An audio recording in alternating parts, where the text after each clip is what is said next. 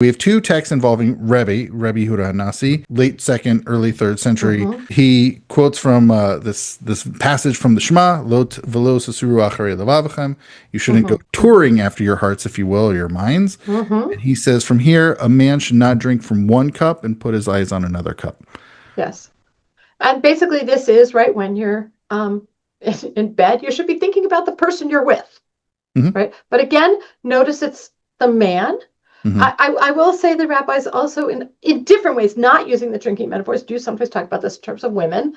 But right, the man is drinking from a cup and he shouldn't be thinking about a different cup. And what's more, right, and you get this Rabbi Ravina saying, and this is even so, right, like, of course this is so when a man's with his wife and he's thinking about the next door neighbor.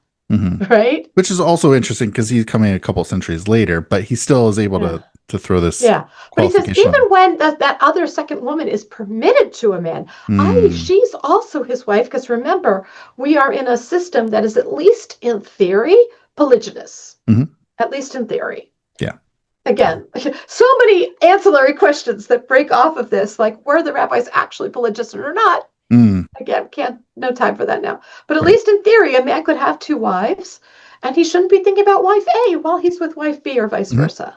Yeah, which is actually sounds like it's good advice. Yeah, but again, he is drinking from the cup. Clearly, now we are talking about sex. Sex is drinking from the cup. This might actually be the most direct. Yes. The most direct metaphor. And also, in going back to that, what we saw in the Mishnah, and once again, we have this paradoxical flow of fluids, which is, whereas he is depositing fluids in her, or at least heading her way, he is, in the metaphor, he is consuming the contents of the cup. Right. It's, again, the paradoxical parable, if you will. Maybe this is the place to bring up, but one of the things that's happening, I think some of these metaphors, is about the permeability, what we call the permeability of bodies. Who has access, like, into somebody else's body or over somebody else's body, right? So that, right, I mean, if we want to think a little, another kind of way about sex, right, he has the ability, as it were, to reach into her body, right, in a way that she doesn't to his, and to penetrate, literally, to penetrate her body. And so that might be what, in part, with the cup metaphors is, right? It's like you can go into the cup and take the contents. Extracting. Yes. Well, that's a perfect segue for the next Rebbe text. Yeah.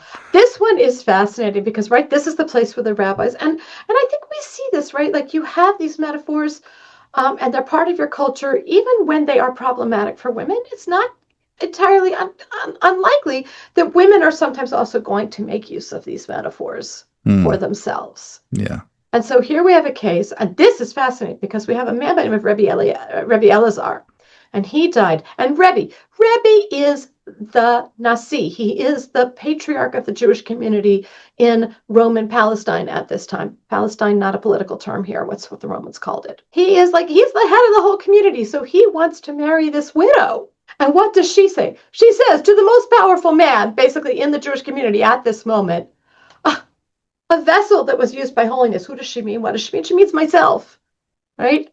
It's going to go to this profane thing.